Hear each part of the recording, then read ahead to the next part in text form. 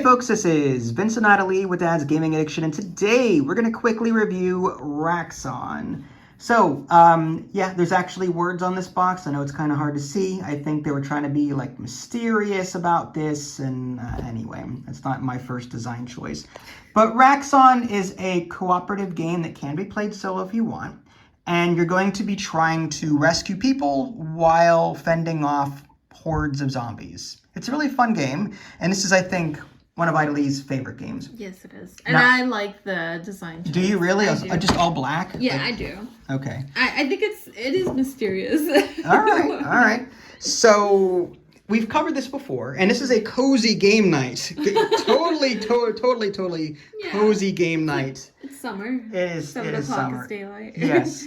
So in this game, it's kind of like Pandemic in that we each get a character. And we kind of have different abilities on our boards. Some of them do cross over and other ones don't. There's like a 1 to 2 player side and a 3 to 4 player side, depending on how many people are playing the game. But, you know, some of these abilities, again, may cross over, like here's quarantine and quarantine, but the consequences of these actions are going to be different from board to board. And they're going to be slightly more or less powerful. So depending on who you pick, you're going to be like sort of weaker in some areas, stronger than others, and you're going to be relying on your teammates to kind of pick up the slack in those areas. And in this game, you can do the 3x3. Go ahead. So just to sort of give you a quick look at like all the different components and stuff. You've got your player boards, which I've already showed you. The rule book here is, I want to say, 8-9 pages, something like that. It does a fairly good job. This is a deck of RAXXON cards. These are all bad typically, and they're going to come up from time to time and force you, kind of like in Dead of Winter, to make a decision on what you want to do next, although they don't always trigger. So for example, this is the trigger effect. If a familiar card is face up in the crowd, then do this. So you're not going to always resolve these when you are forced to draw one. There's actually an untriggered RAXXON pile here and a triggered RAXXON pile over here to sort of give you a heads up as to what did trigger, what didn't trigger. Some cards will tell you to put these untriggered ones back into the deck and so on because, you know, they haven't triggered yet. And there's also going to be a crowd that you set up, and this is going to change based on player count. The cards are going to come out face down, and it's your job to figure out where the survivors are and then use your abilities to rescue those while killing bad guys. The infected come in a couple of different colors. There's red, yellow, purple, and depending on how many are face up at a time will determine what bad things happen to you and the other players. So if we flip cards and there are 2 red out on the board right now, we are going to be forced to put more infected from this infected pile into the discard pile, which later becomes the draw pile on the next round. So in the intro game, you get 20 survivors and 9 infected. But like I said, you've got this infection deck waiting in the wings, and more cards get added to the discard pile and then thus the deck over the course of the game. So even though you only start with 9 infected, more will get added. And this little symbol here, this means that you're going to be adding a card over if 2 of these volatile zombies make their appearance on the board. If 3 make their appearance, then all players just have to end the day prematurely, and then that's usually bad. Mm-hmm. So like I said, you're trying to, I want to say suss out, because I hate that word. You're trying to figure out where the survivors are. And again, some of these boards have peek abilities. Like I can peek at this card and see what it is kind of thing. Typically though, you know, actions involve flipping cards, and that's it. Now, at the beginning of your turn, you're going to look at your player board to see what actions you've already taken that round. So here's an example of a player board that has several actions from previous turns on it.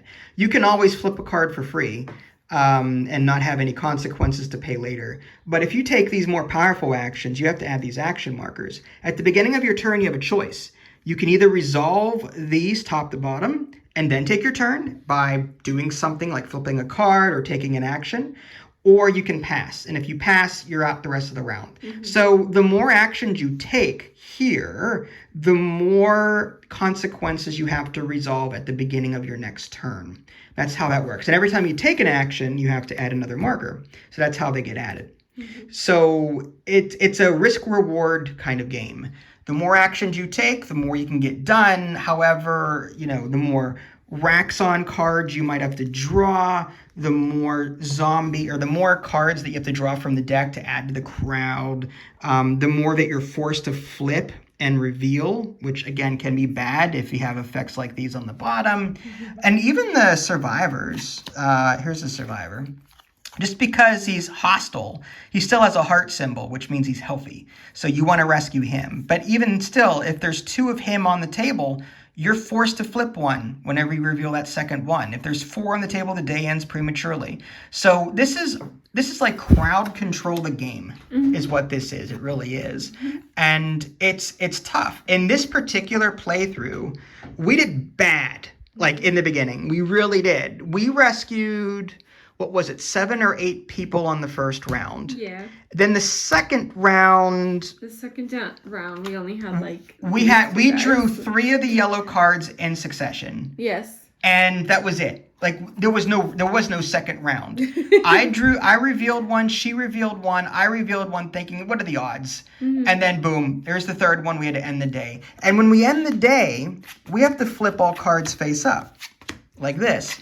And any of these infected that are showing, 1, 2, 3, 4, and any that might be in this uncontained quarantine, you sum that number, and then you move that many cards over from the reserve zombie deck, infected deck, into the discard, up to a maximum of 4. So in the second round, we busted badly, and we moved 4 over right away, which was really bad. And when one of the ways the game ends is if this runs out and you have to draw one, game over. So we had 1 card left at the end of the game, and we kind of shifted tactics midway through the game. I had an ability called Conflicted Airstrike. And what that does is that kills all cards in 1 row or 1 column of the crowd. And so my strategy there was keep cards face down. If there was a row of, say, 2 zombies like this or 2 infected, I would just carpet bomb. Or if we had to add cards and we had a choice on where to add it, we would add the card from the deck, say, here, and then have a row of several infected. And then I would carpet bomb this entire thing. When cards are killed in this game, like this one and this one and this one, if I carpet bomb that row, they go right into the discard pile up here, and then they come back in a future round. They're not, like, permanently dead. Yeah. Even if regardless of what kind of card, if it's infected or healthy, it still goes in the discard. The only downside is if you bomb a civilian, that's face up. That you can't. My ability will not allow you to kill a row of cards where there was 1 face up. Okay. So that's why I leave them face down and then hope that it's not a civilian. If it is, then I have to wait till next round to save him. Because right now he's currently like respawning or whatever. Yeah. Because you did kill a green face down at several. one point. Several. Yes. The one. See, there was 3 cards here, and our goal shifted. Like our strategy shifted big time. Our strategy was kill everything. Like when our board started to fill up with actions, and we were drawing like 2 RAXXON cards every turn. Put everything in a row, kill everything, save as many as we can, so that, and then move as many as we can from here to here. This is contained and this is uncontained. At the end of the round, this plus this equals this. So kill everything, move everything over. At the end of the round, nothing gets moved over, and we have another round. And then these refresh. Yeah. So that we don't have bad things. So we kind of shifted strategies, and at the end of the game, we pulled it off, barely. There's also a RAXXON track. These cards will add RAXXON power, and if that ever gets to 8, then that's another way the game loses. The goal of the game, though, to win, is to rescue all the survivors. So you're going to be trying to evacuate all 20 in the intro game to the evacuation pile. And again, there are different abilities that allow you to do that. So enough talking, Idalie. What did you think of? I mean, I already know what you think. It's still my favorite game. I don't know what it is, but It has that Umbrella Corporation feel Resident to Evil. it. Yeah. Yeah, and I love that. I think it's great. The art is fantastic. I don't even remember Dead of Winter too much, but this one We never really I remember. played that one too much. Vinny and I played it, but it's an older game that I have. Dead of Winter is more of a cooperative survival game. I could have sworn Same I played developers. that once. Plaid Hat. You know? Yeah. Yeah, it says it right on there. Oh, okay. It's hard to see. Yes, it is. Yes, it is. Uh-huh. I don't know. There's something charming about this game. I like the actions. I love the co-op aspect. I think if there was a versus aspect to this, I probably would not want to play it. You gravitate toward co-op more. I do. Yeah. Because I'm too competitive. You are too competitive. Now, how do you feel about, like, my biggest issue with this game? I like it, but my biggest issue is you can RNG yourself out of a game no matter how hard you try.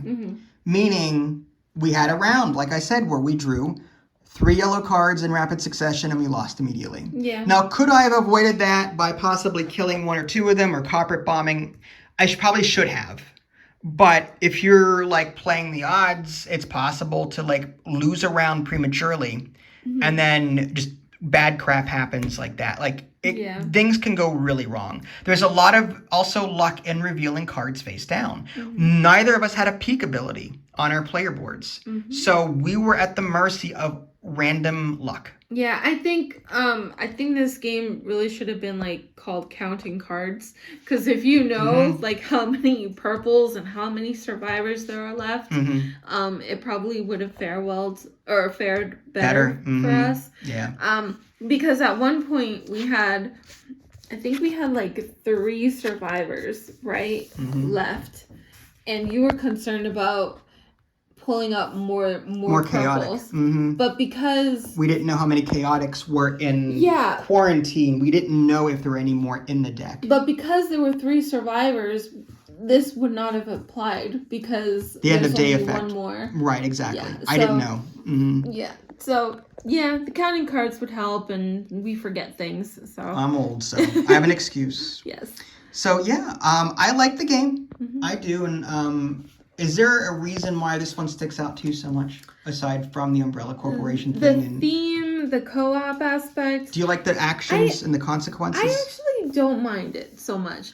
I feel like this is Pandemic on steroids. Like, this could get out of control in 0.5 seconds so quickly. And it's like an edge of your seat type of game for me. So, and I liked it. And these melodies actually were a lot more lenient than I remember. So. Well, that's also luck.